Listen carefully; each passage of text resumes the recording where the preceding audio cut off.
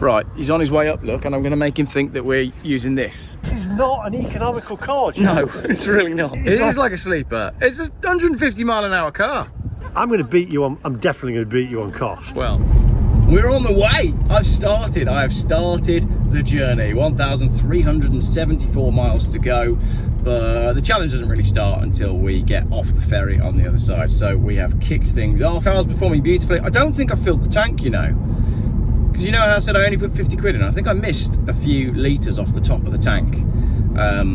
So I don't quite know how I managed that because the needle isn't exactly at the top. But my range, bearing in mind when I've done these challenges before, I've had cars with above 500 mile range. My range is saying 330 miles. So this is definitely going to be the most interesting trip yet. But I think this is the most interesting car out of all cars I've bought for these challenges. This one is definitely, I mean, looking back now, the B&W that I bought for John O'Groats, that I feel was the most boring one because it was just too easy. I mean, a 6-speed manual diesel 2-litre 4-cylinder tried and tested BMW. Maybe I played it too safe, and yeah, I feel like it's about time that I did it in something quite ridiculous like this. I should at this stage admit, if I haven't already admitted this on camera, I should admit that my aircon doesn't work. So I'm going to stop filming, I'm going to open the windows and open the sunroof, and we'll basically have a practice run because today it is 20 degrees. It's pretty warm. Also, I should add, my car's fully loaded. It might not look it on camera, but this car is fully loaded. I have 2 paddleboards, 2 skateboards, 2 scooters, all the luggage for my family, all of my luggage, all of my filming equipment, you know, laptop, chargers, cables, I've got the lot. I am fully loaded, but we're not stacked to the brim, which is really nice because I hate driving cars that are like packed to the rafters. So I've waved Mrs. Geoff off and said, bye darling, I'm off to work.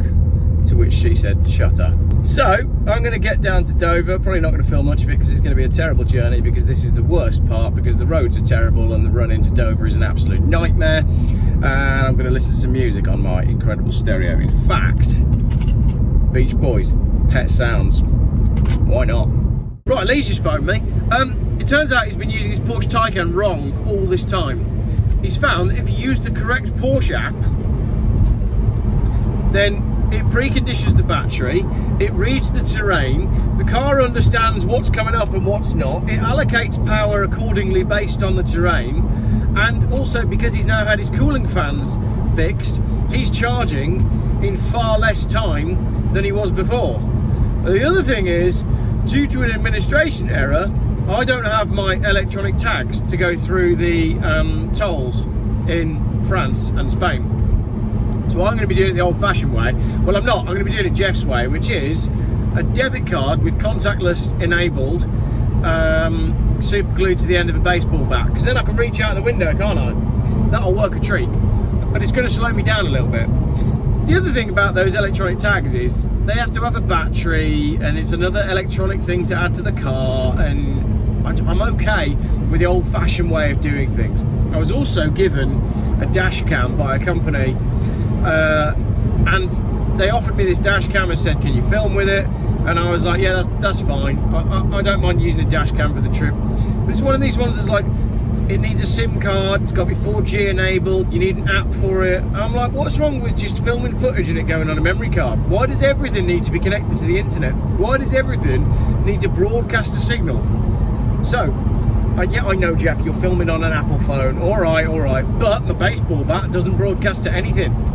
There's slightly less instant response, everything takes a little bit longer. But I have to say, when I accelerated onto a slip road earlier on, it just feels like it just wants to keep going at those higher speeds. But as I said, I've not really explored any of that yet, so maybe we'll do that in France and then in Spain. But yeah, 35.5, pretty good for what this car is, but is it going to be good enough to beat the Taycan? He might be on for a real good run in his Taycan. He certainly sounds a lot happier, and he's very positive.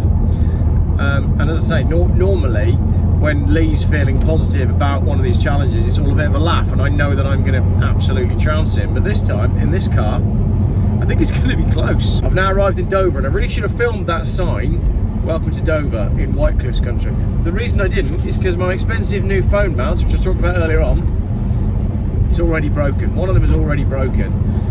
So I'm going to be super gluing that back together so that I can film the road. I've only got my forward facing camera. What a joke.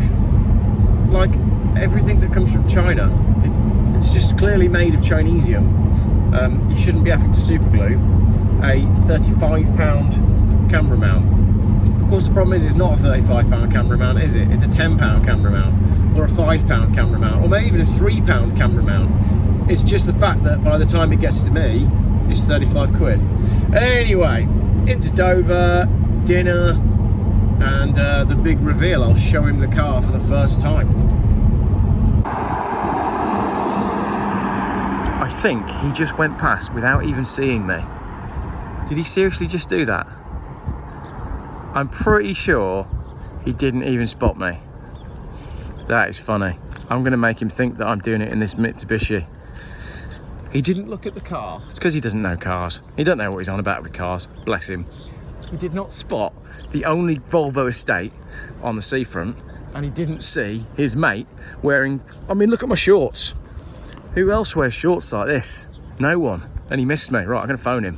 Right, he's on his way up, look, and I'm going to make him think that we're using this Mitsubishi. I'm going to film all this. I've got him convinced that this is my Mitsubishi. Here he is, look.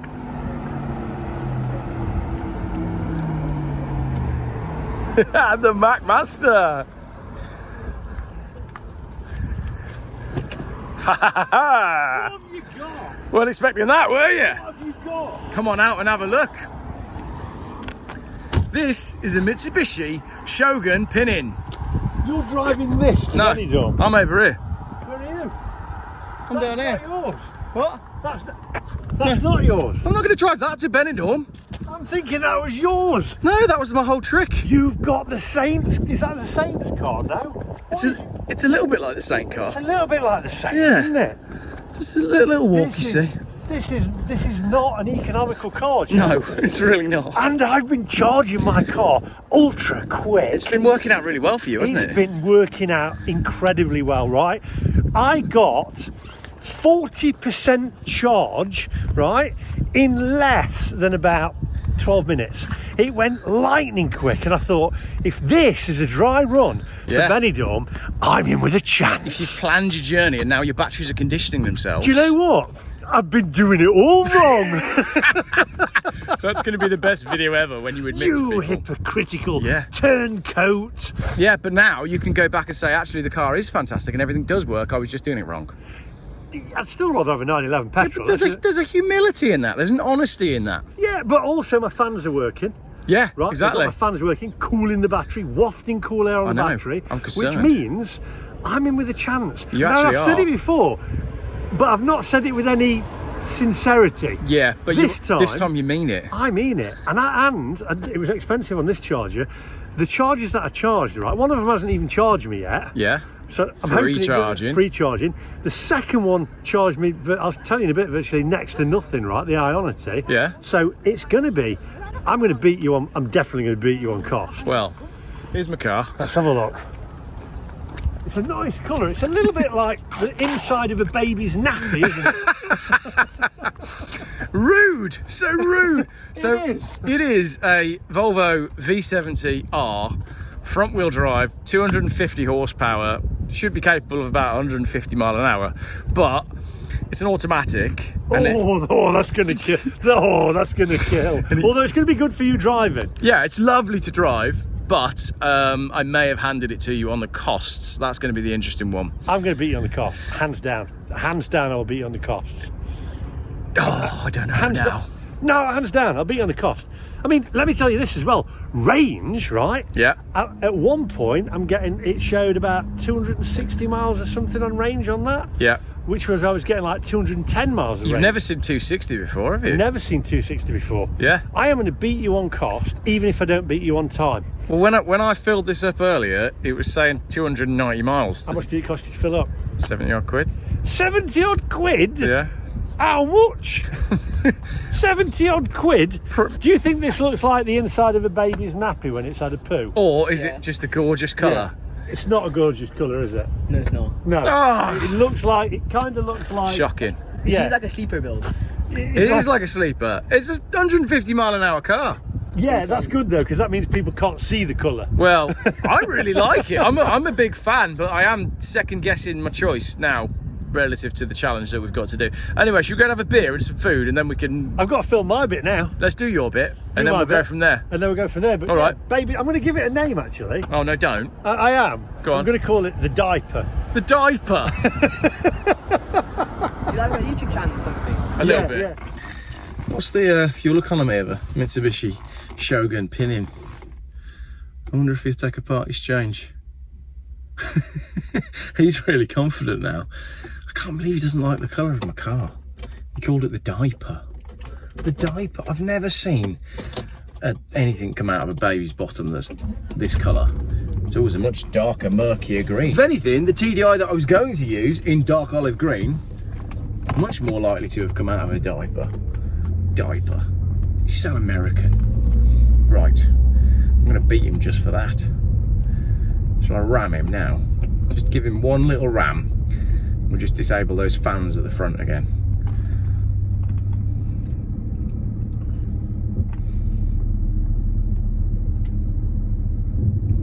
It's not sabotage if it's done at more than 30 mile an hour, is it? Here we go again. Gonna spend the next couple of days sitting behind this Taycan.